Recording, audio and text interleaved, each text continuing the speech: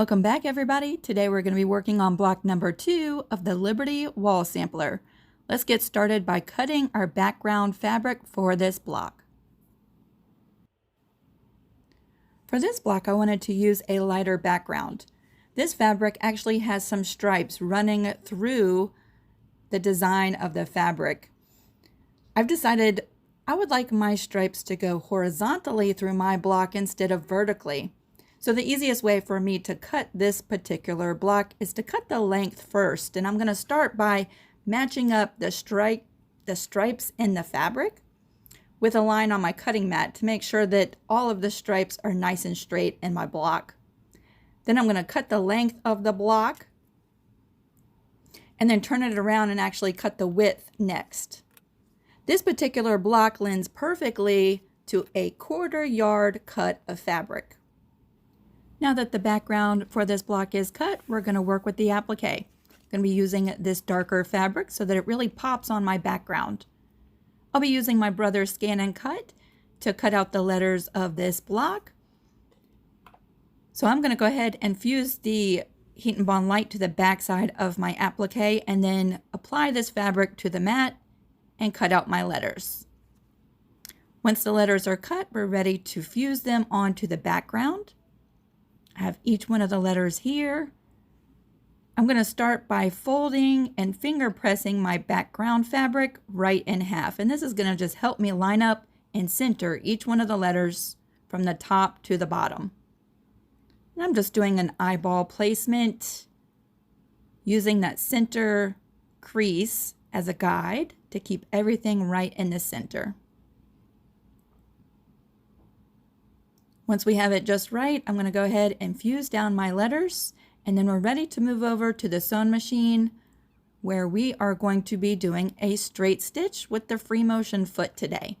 Of course, you can use any of your preferred stitches to stitch down the letters. For this particular block, I thought I would coordinate the thread color to the applique of this block. So I have some navy blue thread. It's pretty dark. In both the top of my machine and the bobbin. This is going to help in case my tension is slightly off. We won't see pops of the bobbin thread coming through to the top of the applique. To get started, I'm going to pull up my bobbin thread. I'll hold both the top thread and the bobbin thread, and we're going to take a couple of locking stitches. Just very, very tiny little stitches. That's going to lock those two threads, and then we'll be able to cut off the tails once we move a little ways away from where we got started. This particular free motion foot has an adjustment, so I'm going to lower the foot down a little bit closer to the fabric so there's not a lot of hopping up and down of the fabric as the needle moves through the fabric.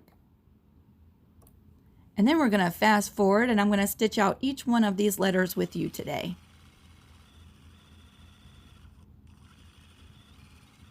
I know my hand is in the way. I'm going to realize that here in just a second, and then I will move my hand for the rest.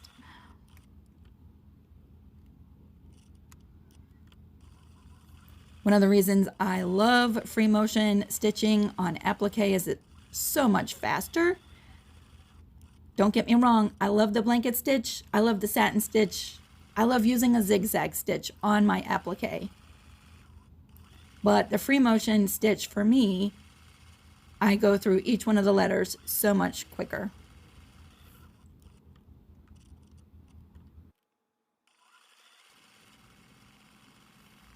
Because each one of the blocks of this quilt will be separate individual videos, there's 10 different blocks of this wall sampler.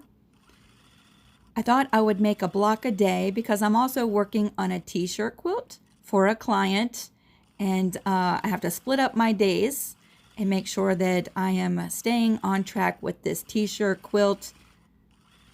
Making a block a day in the morning is a great way to start the day, and I'm so glad that you're following along in the process of this quilt with me and seeing it from the beginning. There is a playlist for this quilt. It's in the description box, and you can watch each one of the videos, starting with the intro all the way through as we upload the videos. I'm gonna try to do it daily, so keep your eyes open for that.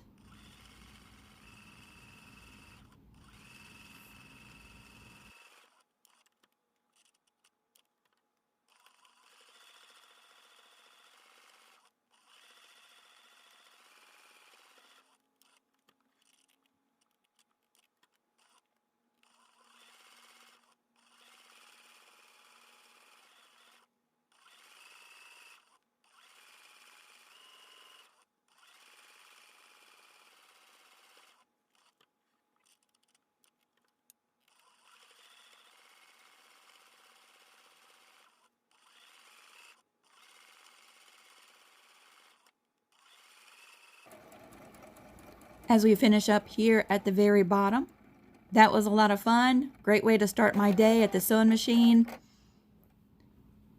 The very last thing we have to do is trim all of these little jump stitches, and they're pretty long jump stitches, so they're nice and easy to trim away.